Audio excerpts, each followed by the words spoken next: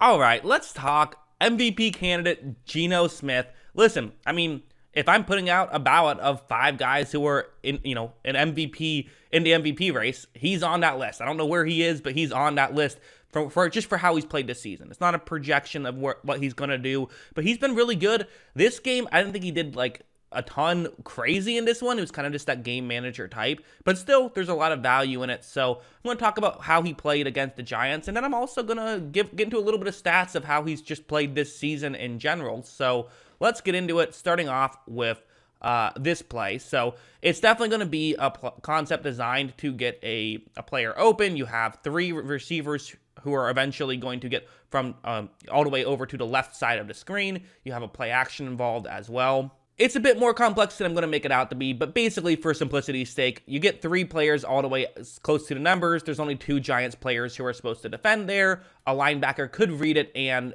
try to get back, but it's a mismatch, and also it could take some time. Look at how, when Geno Smith runs this play action and starts to roll out towards his left. What's interesting, though, is that the player who I've circled, Tyler Lockett, he's usually not supposed to get that open on this play. He kind of just happened to get wide open as a different Giant player really fell for the play action, which was a mistake. So, okay, kind of one of those weird plays that you don't expect to happen this way, but it's happened this way. So what does a good quarterback do is a good quarterback notices this. I think, quite frankly, I'm not even going to say a lot of lesser quarterbacks. I think younger Geno Smith waits a little bit. I think that he tries to see if something better develops. But you got an open receiver, hit the open receiver. As you see, that's what Geno Smith does, and they're able to pick up a first down, and that's a good play. Again, doesn't feel like the most difficult play from Geno Smith, and it's not. He has made some very difficult plays this season. This game, he didn't really have to as much, but you know what? There's a ton of value in this stuff. Now let's go over to this play. Another kind of, I think, good play, kind of showing off his arm strength a little bit. You can see why he was, a bit of a hyped up prospect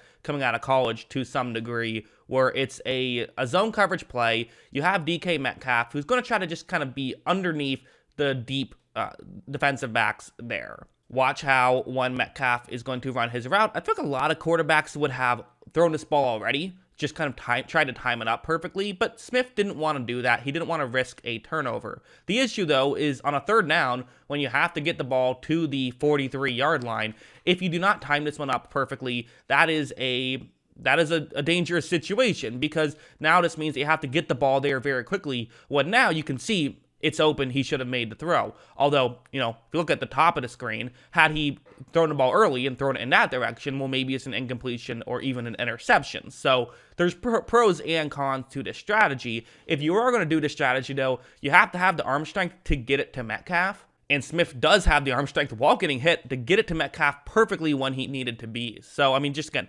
really good throw from Geno Smith, I thought, more than anything. A lot of people are talking about his decision-making now, and rightfully so. It's been very good, but it's not like he's someone who can't make these throws and just happens to be getting by due to being a veteran. No, he is still doing some good stuff. Also, this play was very fun. What's going to happen here is it's going to be a zone coverage play with it's Tyler Lockett running a deep route. Tyler Lockett, I feel like always underrated. Again, I feel like every receiver is underrated. That's what people say, especially, your favorite team's best receiver, you're going to call underrated, or in this case, second best receiver. But I do think he's underrated. This is going to be a great route by him. So it's a one-on-one matchup on the outside. Smith takes the snap. Smith is going to look in that direction. And you see, again, great route. He is able to get open. But still, look at this good throw from Smith to be able to get it there in a hurry to allow it to be a touchdown. So listen, great route for sure. The Seahawks offense is rolling, and again, having 2 really good receivers obviously makes things easier on any quarterback. But that being said, Geno Smith is still playing actually incredible. Let's talk about some advanced statistics. So first, something like this. So what you're going to see, I'm going to explain what these statistics are. The first one all the way at the left, kind of the most obvious one, PFF. That is Pro Football Focus grade. He is second in PFF grade this season. Big time throw percentage is the next one. He is third best there. So he's making some big plays. That's, it's not like he's just being a pure game manager. No, according to PFF, he is the third best at getting these splash plays. The one area you could argue is a negative. It's certainly not a massive positive. Turnover-worthy play percentage is 18th in football. That's smack dab in the middle of the league. So he's been okay at protecting the football. He hasn't been great. He hasn't been bad. He's been fine at that. But adjusted completion percentage, he's the 6th best in football. And the last stat I wanted to bring up, because again, I feel like I'm hearing a lot of, and Geno Smith, he's playing good. It's almost like a condescending, he's playing good for Geno Smith a little bit, right? It's like, yeah, you're playing good, but you're not, you're not one of these good quarterbacks. You're playing good for Geno Smith.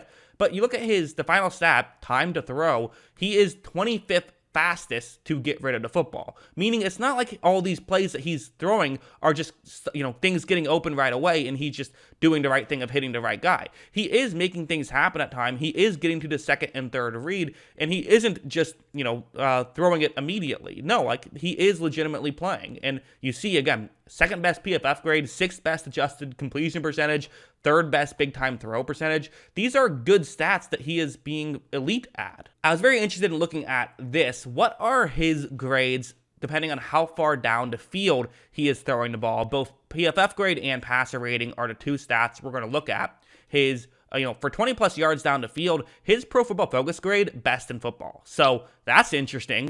He's actually doing great when he's throwing the ball down the field. Maybe it's because, DK Metcalf and Tyler Lockett are both great deep threats. That could be a factor. Sure, I'll buy into that. The 10 to 19 range, though, is actually where he struggled a little bit. The Seahawks aren't doing this as much. They're on the bottom half of the league on these types of plays. So again, this is kind of where typically those game manager types thrive. He, that's not where his specialty has been. The results have been still pretty good. 12th best in football. He's just been 21st best, according to PFF grades. So, and they're not doing that a ton. They are throwing, the 0 to 9 a decent amount, and he's been great at those as well. So maybe if you're a Geno Smith hater, that's where you could, that's what you could bring up. Because yes, he has been great in those areas, but the team actually hasn't been spectacular in that area, partially just because there's only so much you can do when you put the ball into 0 to 9 range. I mean, oftentimes the reason why that's a good play is because nothing's open down the field, so you have no choice but to throw a check down, and he is doing that correctly according to the graders at PFF. The results haven't been overly there. 23rd among eligible quarterbacks. That's not, there's more than 32 eligible quarterbacks. There's around 35 to 40, depending on which category it is. So that's worth noting. But still, bottom half of the league there. However, it's still worth mentioning that he's been very good, and that stuff can be somewhat luck dependent and somewhat just scheme dependent on who you're playing against more than anything else. Finally, this last chart, where what's interesting about this, I think this is the one biggest takeaway I have here in the final, talk about stats here before I sign off. We have, you look at the chart, under pressure, he is very good, says kept clear, should be kept clean, as in not under pressure. He is still very good. 5th best when he's under pressure, and best when he is kept clean. So a little bit better when he's kept clean, which actually typically when a quarterback is getting lucky, it's because their under pressure stats are very good, but their kept clean stats not quite as good.